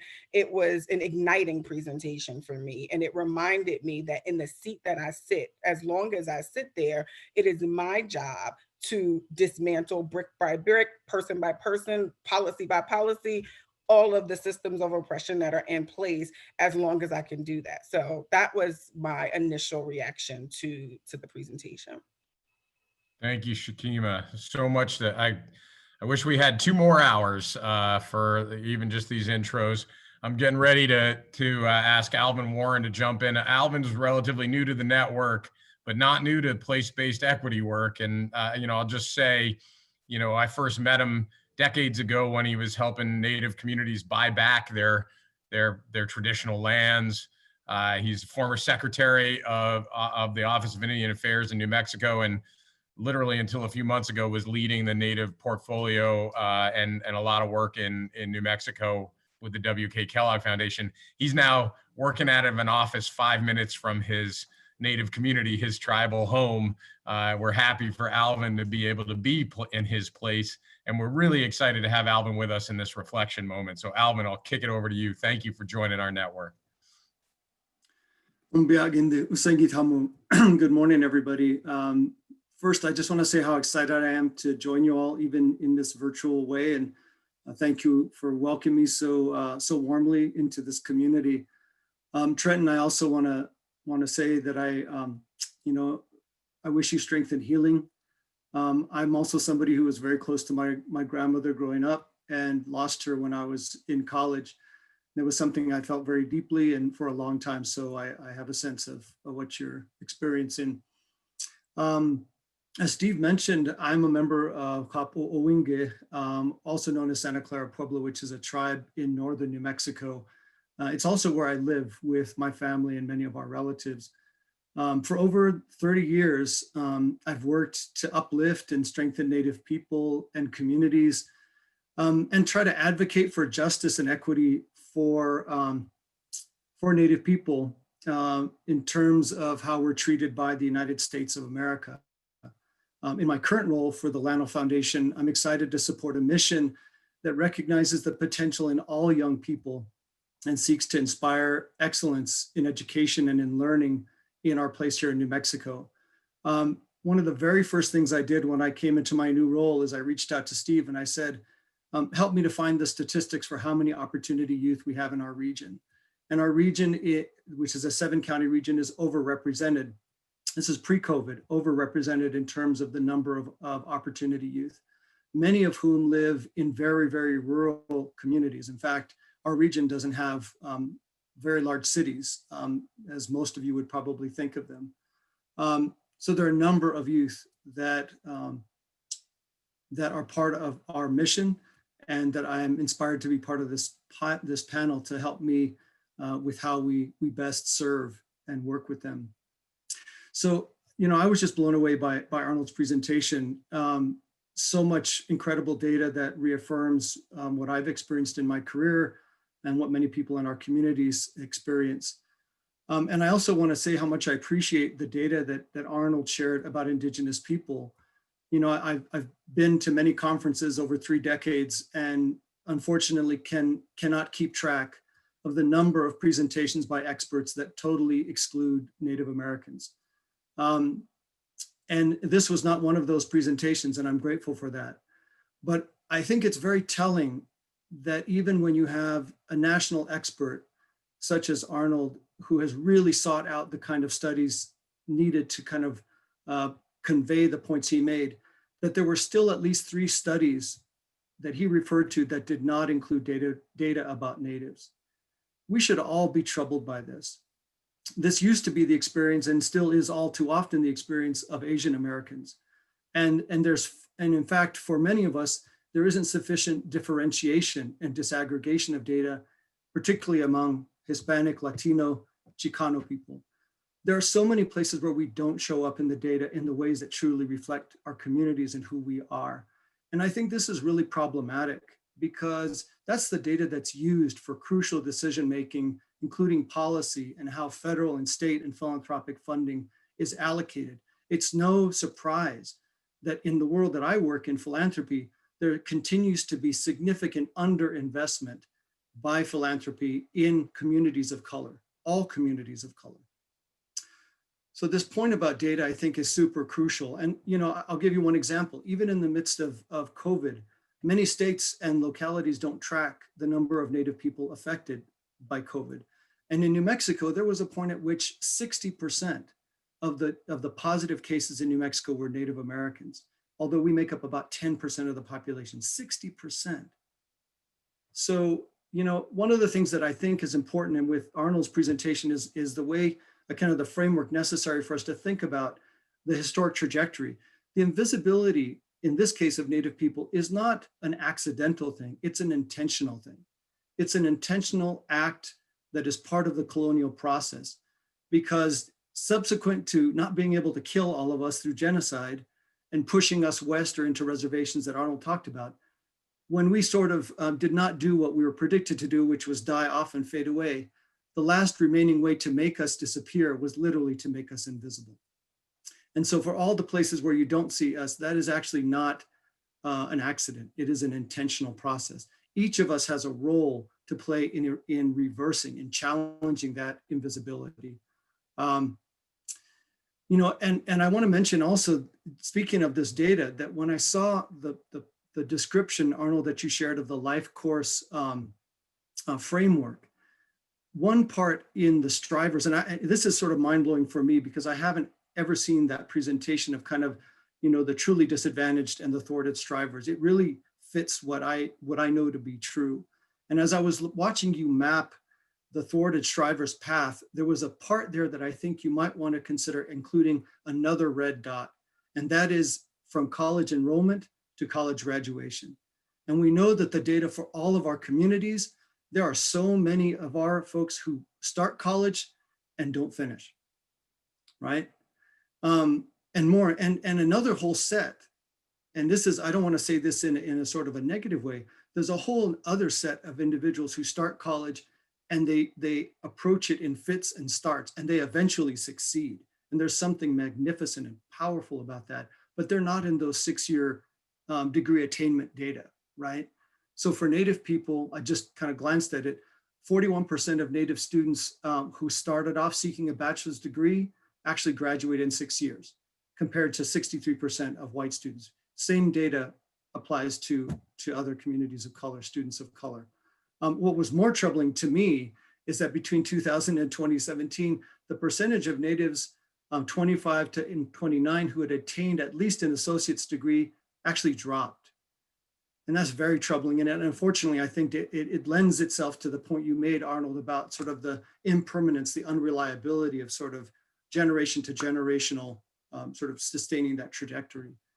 But I don't want to end my reflections on kind of those challenges, those negative points, because you know what Arnold didn't get to share as much about, and I think is just as rich.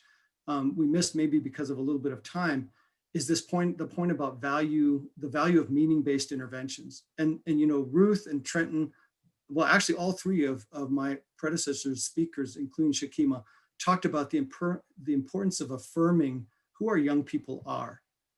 And that is really at the core of one. I just want to share, I want to end my reflections on one really positive example. Almost 30 years ago, two individuals from tribal communities in New Mexico created something called the Leadership Institute at the Santa Fe Indian School. The Santa Fe Indian School was formerly a boarding school operated by the federal government, designed to literally erase every aspect of who we are. And in the 1970s, a consortia of tribes took over that now sort of decrepit school and have translated it into one of the most vibrant tribally controlled schools, not just in our state, but in the country. And there's a leadership institute embedded within that school that has its philosophy based in the core values of who we are as Native people. And in multiple programs, bringing Native youth to recognize the strengths they have within themselves, the strengths of their culture, the strengths of their heritage, their languages, their communities, to look not at their communities as impoverished communities, but as communities full of traditional wealth, and to then ask this important question of themselves: what will be your contribution?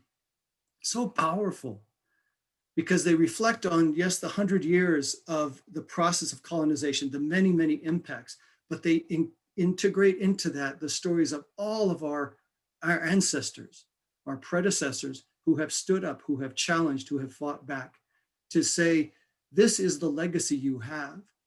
How will you now contribute to lifting yourself up, your families up, your communities up? And it's incredible to see the results. Thank you. Thanks much, Alvin, and great to have that one example to anchor the rest of the conversation on this notion of making meaning. I thought that was so powerful that Arnold really pushed us on that at the end in a positive frame. The need for rites of passage, what you've added, Alvin, that, you know, grounding it in culture and the power of that is so significant. I think all of you touched on that. And it also made me think about, like, how many of us ever got a federal RFP or a grant request from a funder saying, how will your program make meaning? Like, it feels like such a disconnect from what really works around equity and justice and expanded opportunity and what we're told to do by these structures, by these systems. I wonder if anyone wants to reflect on that, or just reflect on what you heard from someone else. And I want to give Arnold a chance to weigh in the sort of quick soundbite version of Arnold Chandler, which we don't see that often. We love the deep dive. But Arnold, do you want to respond to what you heard from all and the point I just made? And then I'd like to open it up to the group for a conversation. We do have one question from Juan Martinez, the fantastic leader of Fresh Tracks, part of the Aspen team. Because he's part of the Aspen team, we choose to ignore him at this time, but I'll ask Arnold to respond to him on the Q&A chat. All right, Arnold, first you, and then I'd love to hear feedback from everybody on what you heard from each other. Sure, and thank you for the fantastic comments. You guys are an inspiration. And this is a new, this presentation, this work is a new foray for what I'm doing. And so I'm glad to have unveiled some aspect of that here with this audience who I really respect and value. I just wanted to reflect on meaning and and I didn't get as much into it, but I feel like that there's a space here to more deeply explore a lot of questions related to this. A lot of the interventions that I highlight look at meaning as a powerful form of motivation. The way they describe their mechanisms is that meaning, changing meaning both unconsciously and consciously for young people profoundly changes their motivation on a variety of levels, changes what things mean to them. But then there's also, aside from the motivation mechanism, just how we are meaning makers in the world around us, the allowance for ourselves to have meaning to others, and what that meaning is. Usually that meaning is ascribed to us, and that's the dilemma. That's what a stereotype is. That's what prejudice is. That's what all these things are, is a ascription of meaning for the lazy cognitive processes of an unfair society. And it's the idea that a 16-year-old adolescent male who's from a disadvantaged neighborhood is not filled with meaning about what compassion should be or what the world should look like. It's the shutting down of the expression of meaning as much as what things mean to them that makes them motivated to do the things they do. And this is part of what I think is endemic to the experience of having a despoiled identity, being told that we are a people of lesser value, which is all the ways that's communicated to us. And so I think it's those two aspects about meaning, about the internal meanings that give rise to what we risk and what we go after, but also the validation of the meaning that we express to the rest of the world, which is, there used to be a lot more spaces for that. When the civil rights movement ended and we all became institutionalists and incorporationists, we joined the city government, we joined the nonprofit boards, we joined all these things, and we ceased to hold these spaces that the Black Power movement was about, which was about meaning. It was fundamentally about meaning. They built these institutions, but they were all built on the idea that we have defined our own value. And I think those spaces of protection for that meaning making have been lost in many ways for this generation that only has their own meaning to make, their own coping mechanisms, their own adaptation to environments in which they are in many ways foreign and unwelcome, the kind of begrudged embrace from where they're moving to versus the strong embrace of where they come from. That uncertainty is core to what all these conflicts, I think, derive from. At least I'm generalizing a bit of my experience, but also on what this evidence is pointing to. So that was the biggest reflection that I had because I didn't get into many conversations. I'm curious to what extent that matters to anyone else, either on the panel or those who are in the conversation who are on screen. And let me just put a finer point on it.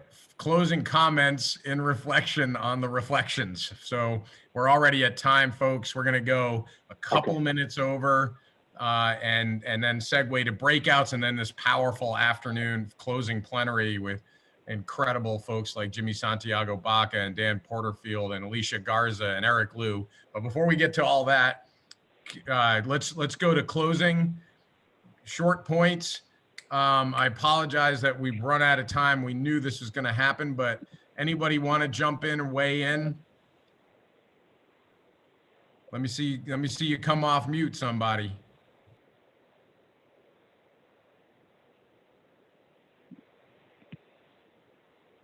Ruth, let me hear your closing thoughts.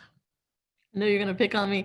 You know, I want to. Okay, it really doesn't have much to do with what Arnold said, but I'm really kind of find myself really struggling with this whole place-based thing, right?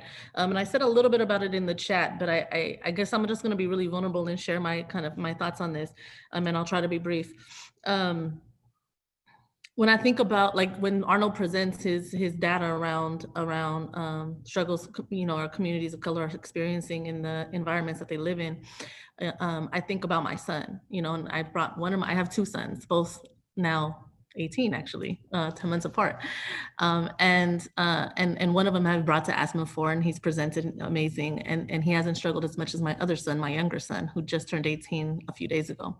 And he grew up in Oakland, and and boxing has saved his life. But before that, he has struggled with his identity and his being from Oakland and being attracted to things, you know, just that lifestyle, the lifestyle of a lot of the OY youth that we are working hard to serve. I always think about when I think people tell me all the time, like, take them out of Oakland, take them out of Oakland. And I think to myself a lot about what another community leader has said to me before, is that we sometimes shame communities, rich with culture, rich with history, where young, like my son sees himself in this community. And so I, you know, that we shame young people to say that you need to come up and move and you need to leave the people that you build solid relationships, maybe sometimes toxic, but solid. And so I mentioned a little about this in the chat, but you know, what can it look like to not shame communities, to not rip young people or families from communities because of the conditions of those communities, but really be looking at concentrated place-based strategies, right? That really work to lift up the beauty and the culture and the amazing qualities of community, and at the same time work to dismantle the things that have hurt our young people, that have killed our young people, that have incarcerated our young people. And so that's really what is like really heavy on my mind right now as I think about the place-based work that we all do. Thank you, Ruth. That's powerful, and we're really close to time. If anybody has one last comment from one panelist, who I will call on if if you don't jump in. Thank you, Chekemma. You knew it was you. Well, I didn't know it was me, but I was like, let me just get in here, save somebody else. That's how generous I'm feeling right now.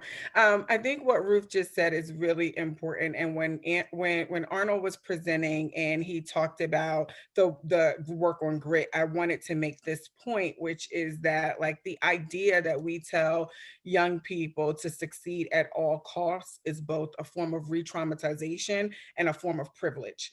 And I don't think that we name that explicitly enough, right? It is from a place of judgment and disempowerment when we place those values on young people. And when I heard Ruth talk about her son who has found meaning and community in a space, and yes, he may struggle, but he's also got so many great assets. You know, what is within him is greater than what is not within him. And so, you know, what you have given him as a mom, what the community has given him, those things will flourish. And I think that it's just important to remember that it is not for us to judge. That is actually a form of one of the ugliest, covertest forms of privilege, and that we need to dismantle together. Great note to end it on. Thank you for the hopefulness, the optimism. Apologies that we didn't have more time. I encourage all y'all to stay in this conversation for the rest of the day. We're going to go to our breakout sessions in about roughly 12 minutes. And then we're going to close with a really powerful closing plenary.